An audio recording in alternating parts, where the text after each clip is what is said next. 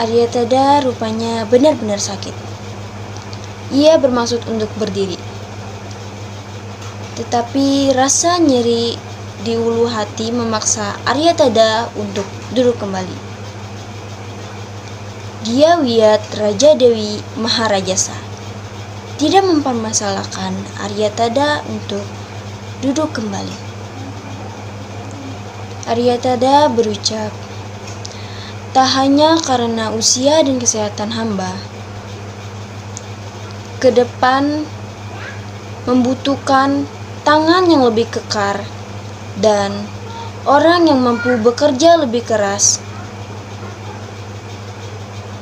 Itu saya mohon diperkenankan untuk lengser dari Pati Amangkubumi.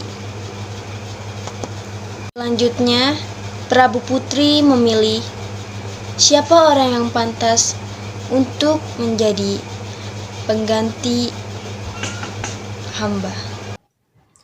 Prabu Putri Sri Gitarja dan Yahuyat Raja Dewi Maharajasa saling menatap satu sama lain. Keduanya berdiskusi dengan suara yang amat pelan hingga akhirnya keputusan pun diambil. Yahuyat maju dan melayangkan pandangannya menuju semua orang yang hadir. Para calon Mahapatih yang baru adalah orang yang hebat dan luar biasa pengabdiannya kepada Wilwatika. Namun, yang menjadi Mahapatih haruslah orang yang hebat dan mau bekerja keras. Yahuyat memulai pengumuman. Keheningan menguasai pasewakan setelah kalimat tersebut terucap. Yahuyat kemudian melanjutkan. Kami memutuskan, tak terdengar suara apapun. Setiap orang menunggu Yahuyat menyebutkan siapa yang ditunjuk menjadi Mahapatih baru Majapahit. Gajah Mada akan menjadi Mahapatih Majapahit demi Majapahit yang berjaya di masa depan. Keheningan yang semula menguasai mulai berganti dengan riuh tepuk tangan usai nama Gajah Mada keluar dari mulut Yahuyat. Pilar-pilar Balai Manguntur semakin berderak keras seiring dengan riuhnya tepuk tangan yang diawali Bayangkara Kendit Galih.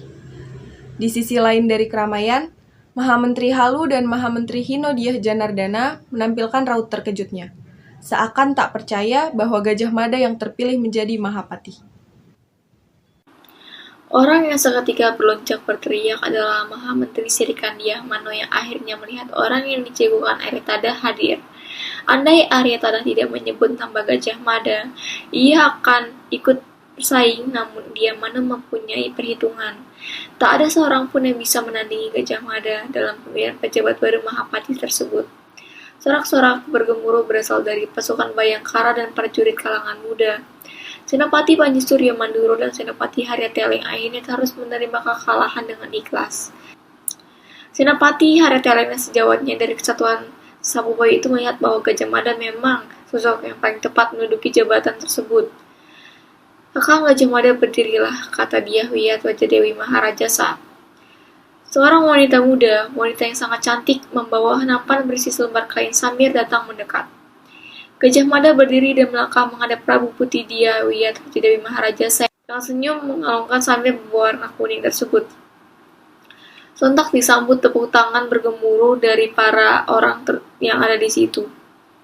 Tidak segera tepuk tangan itu berhenti, sebagaimana tidak berhenti juga kekagetan semua pihak yang tidak mengira Gajah Mada lah yang akhirnya terpilih menggantikan Aryatada. Mantan Mahapati Aryatada tersenyum senang dan tidak berhenti menghentikan tepuk tangannya. Di tempatnya, ia duduk bersila. Mahamentri Sirikandiah Mano juga terus bertepuk tangan. Satu-satunya orang yang pucat pasi adalah anak Raja Pamelekahan. Tak disangkanya orang yang sangat amat dia benci dinaikkan jabatannya dari semula patih dan masuk ke dalam sangat pancari Wilwatika menjadi Mahapatih. Jabatan yang tidak ada lagi atasnya kecuali raja. Di tempat duduknya, Lambu Peteng bersikap seperti orang yang menahan kencing. Silakan jika kakak Mahapatih Amangkubumi Gajah Mada akan berbicara, kata dia Wiyat Raja Dewi Maharajasa.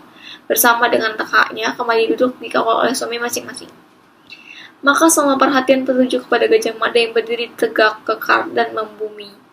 Mahamentri Hinodiah Janardana dan Mahamentri Haudia Lobak butuh waktu beberapa saat untuk memproses kenyataan tersebut. Namun mereka bertanya dengan isi hatinya, Hingga akhirnya mereka menerima Gajah Mada karena beliau memanglah sosok yang pantas untuk menerima jabatan yang telah ditinggalkan pendahulunya. Gajah Mada kini telah menduduki jabatan sebagai Mahapati itu, menyapa semua wajah orang yang hadir di istana. Namun, tanpa sengaja, mata Gajah Mada menatap ke wajah Rakembar dengan sedikit lebih lama, hingga Gajah Mada menuntaskan pandangan matanya dari ujung ke ujung.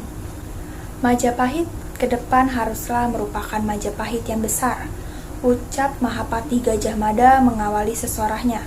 Kebesaran itu hanya bisa diraih melalui dua hal, yaitu satu dan bersatu. Semua orang harus merasa bersatu dan menjadi bagian dari yang satu. Majapahit harus bisa menggandeng dan memaksa negara-negara di ujung bumi sebelah timur ke ujung bumi sebelah barat menjadi satu persatuan dan kesatuan.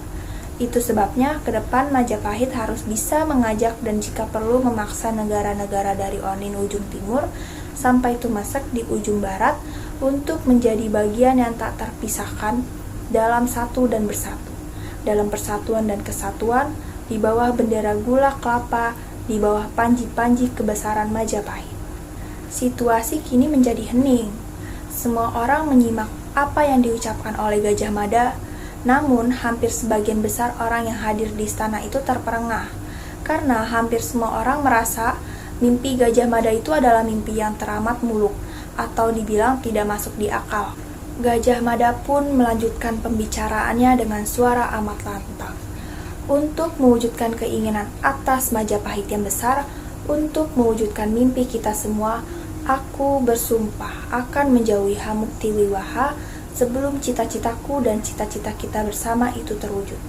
Aku tidak akan bersenang-senang dahulu sebagaimana hakikat arti Hamuk Tiwiwaha. Aku memilih kebalikannya. Aku akan Hamuk Tiwiwaha sampai kapanpun, sampai Majapahit yang aku inginkan bersama menjadi kenyataan. Aku akan tetap berprihatin dalam puasa tanpa ujung, yang itulah hakikat dari sumpahku. Sumpah palapa, semata-mata demi kebesaran Majapahit.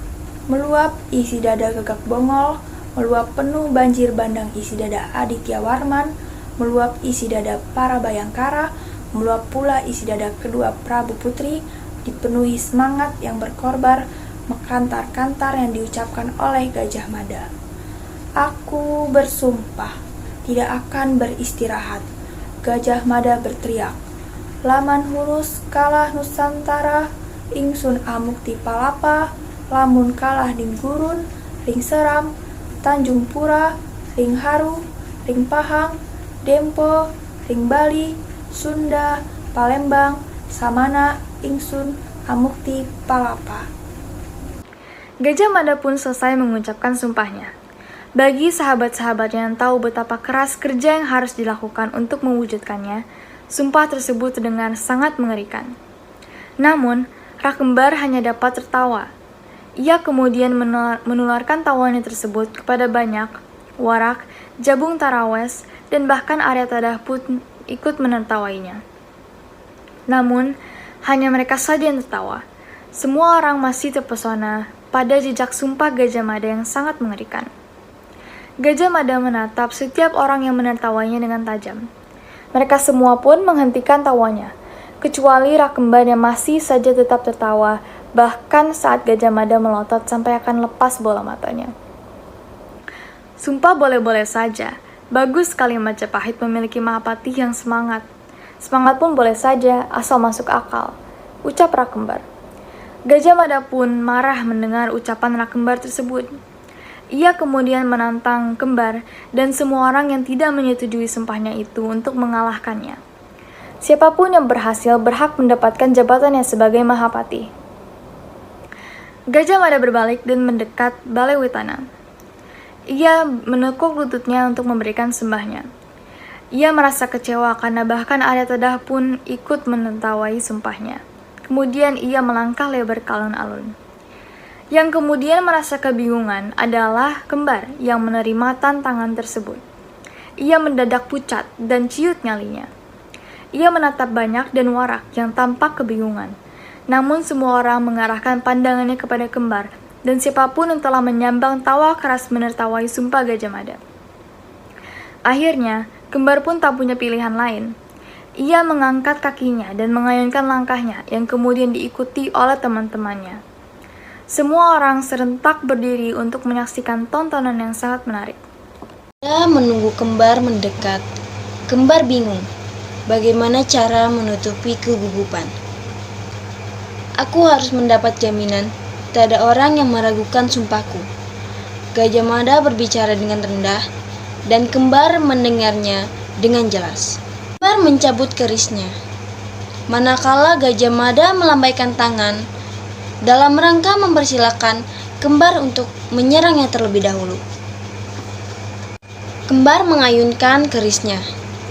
Akan tetapi dengan amat gesit, Gajah Mada berhasil menghindar, sehingga kembar kehilangan senjatanya. Seorang prajurit dengan kemampuan kanuragan yang mengerikan bagi lawan-lawannya. Hanya dengan sekali sentakan pergelangan tangan, Gajah Mada mampu mengunci pala rak kembar. Melalui sentakan kuat, patah leher itu. Banyak dan warak betapa kecut kedua prajurit itu melihat hanya dengan waktu yang pendek.